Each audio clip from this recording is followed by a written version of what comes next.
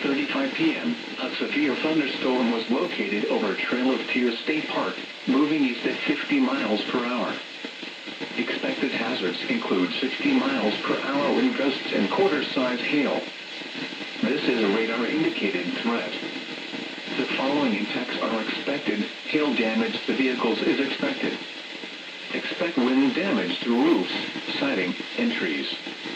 Locations impacted include Anna, Jonesboro, Cobden, Dongle, and Ware.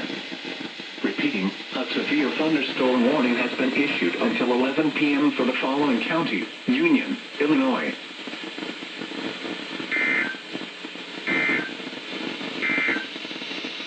The National Weather Service